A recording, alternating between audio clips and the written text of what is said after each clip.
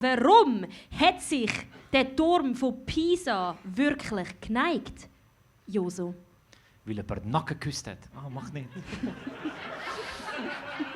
Hör auf, mach nicht. Warum hat sich der Turm von Pisa geneigt, Kavi?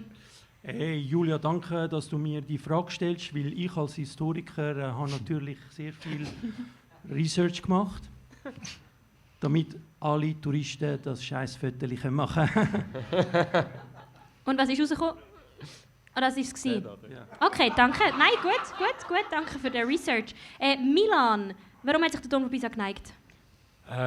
Egal wieso eigentlich. Ich finde einfach, es ist mega wichtig für den Turm, dass er weiss, dass es völlig normal ist.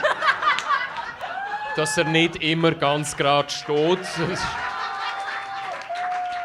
Es passiert jedem einmal, nicht wahr, Jungs? You know what I'm talking about. Das ist vom Shisha-Rauchen, Bro. Schlechte Durchblutung und so.